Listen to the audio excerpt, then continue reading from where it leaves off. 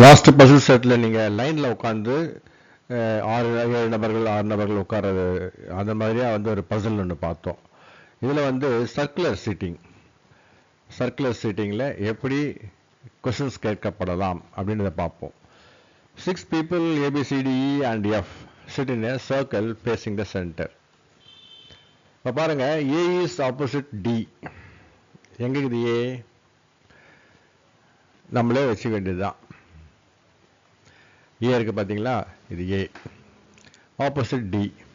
ஓகேங்களா, A D ஆப்போசிட்ல இருக்கு. B is immediate left of A. B வந்து immediate left of A. A னுடைய லெஃப்ட் சைடில் B இருக்காப்புல. ஏக்கு லெஃப்ட் வந்து இது ரைட்டு.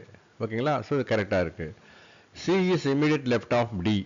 C வந்து D லெஃப்டில் இருக்கு. இது D லெஃப்ட் ஹேண்ட் சைடில் C இருக்காப்புல. E sits between B and C. B and Cக்கு நடுவில் E உட்கார்ந்து இருக்கிறாப்புல. ஓகேவா, இந்த இடத்துல லொக்கேஷன். ஏன்னா ஏற்கனவே D இங்கே இருக்கு, B இருக்கு, C இருக்கு. ஸோ அப்போ இதுதான் வேக்கண்டாக இருக்கு. ஓகேங்களா. F is opposite E. F வந்து Eக்கு ஆப்போசிட்டாக இருக்கு. புரியுங்களா? ஓகேவா, ரைட். இப்போ கொஸ்டின்ஸ் எப்படி கேட்குறாங்கன்னு பாருங்க.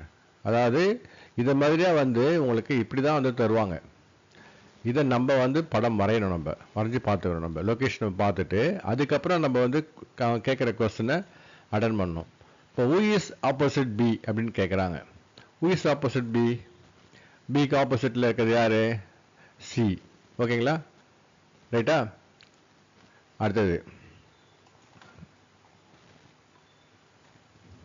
who is left of A? ஏனுடைய லெஃப்டில் இருக்கிறது யாரு?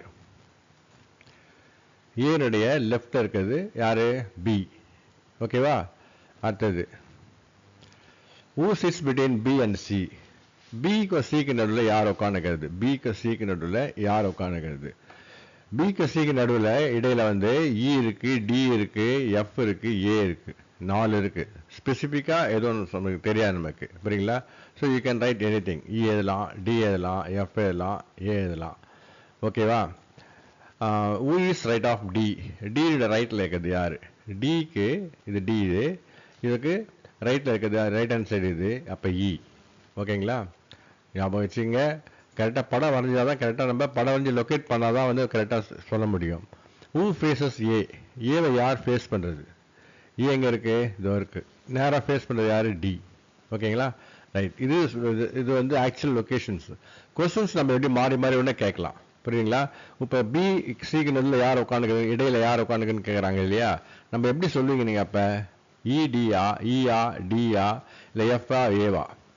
ஸோ நம்ம சொல்லும்போது வரிசை எல்லாத்தையும் எழுத வேண்டியிருக்கும். அது மாதிரி கொஸ்டின் ஆப்ஷன்ஸ் இருந்தால் நம்ம அத்தனையும் நோட் பண்ணணும். இந்த மாதிரி கேள்விக்கு வந்து who sits between B and Cன்னு கேட்டால் என்ன சொல்லுவீங்க? A, அப்புறமா F, அப்புறமா D, E. இது ஒரு ஆப்ஷனில் கொடுத்துருக்கான்னு வச்சிங்களேன். அப்போ நம்ம இதை செலக்ட் பண்ணணும். ஓகேங்களா. அடுத்தது who is right of D? D right சைடில் இருக்கிறது யாரு? D இங்கே இருக்கு, ரைட் சைடில் E இருக்கு. ஓகேவா. இது இந்த ஆப்ஷன் இருக்கும்போது கரெக்டாக சூஸ் பண்ணிக்கணும் அதை. அடுத்தது the final one, who faces A? You know that naturally D faces the A வந்து D ஃபேஸ் பண்ணுது, D A ஃபேஸ் பண்ணுது. ஓகேங்களா. ஸோ இந்த மாதிரிலாம் வந்து கொஸ்டின்ஸ் கேட்கலாம். ஃபர்ஸ்ட்டு ஒரு லைனில் உட்காந்துக்கிற மாதிரியா, அதுக்கப்புறம் வந்து ஒரு சர்க்கிளில் உட்காந்துக்கிற மாதிரியா, அப்புறம் ட்ரையாங்கிள், நம்ம ஒன்றுனா பார்ப்போம். ஒரு ஐடியா கிடைக்கும்ல உங்களுக்கு. அதுக்கப்புறம் நீங்கள் டெவலப் பண்ணிக்கலாம். கிட்டத்தட்ட இதில் வந்து ஒரு 1000 கிட்ட ஒரு உங்களுக்கு கொஸ்டின் பேட்டர்ன்ஸ் இருக்குது, கொஸ்டின் டெஸ்ட் இருக்குது. ஒவ்வொரு டெஸ்ட்லேயும் வந்து 100, 150, 125 அந்த மாதிரி கொஸ்டின்ஸ் இருக்கும். புரியுங்களா. ரைட், நெக்ஸ்ட் வீடியோவில் பார்ப்போம்.